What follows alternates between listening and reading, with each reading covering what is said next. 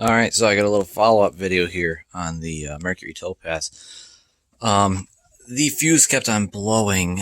I made a video on how to replace this headlight switch, and the fuse in it kept on blowing only when it was in the park lamp and interior light position. Like when you pull to this first position,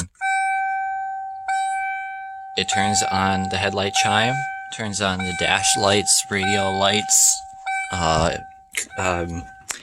all of the vent controls. It also turns on the tail lights, and it turns the side markers on the front.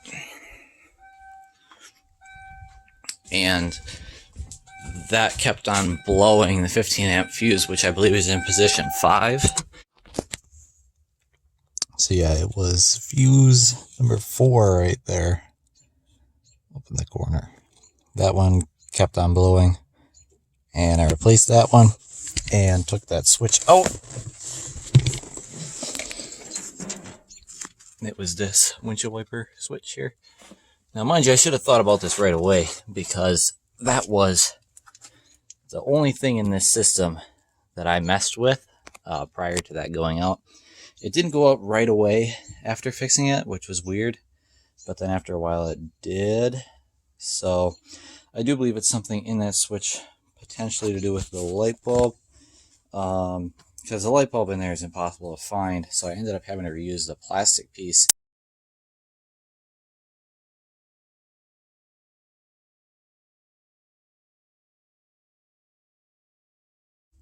And putting a different glass bulb in there, the plastic piece that turns a quarter turn into the switch to make it illuminate, but that is fixed.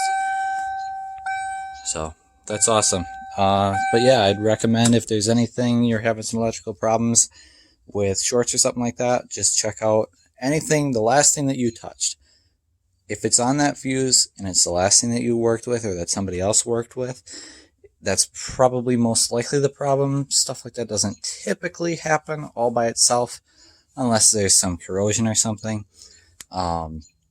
But definitely check out the last thing you touched. I've heard a lot of things with people adding in sound systems and stuff like that, and then they'll end up with electrical problems, probably because it's the last thing that you added on or worked on with it. So I'm really excited. That's awesome. I got this fixed. And it didn't even take that much to do it. I should have thought a long time ago. All that's left now is to put the interior plastic panels back on. There's one that goes over the gauge cluster, and then there is a metal one that goes over the top of underneath the steering column, and then there's a plastic one that goes on top of that, and it will be all back together.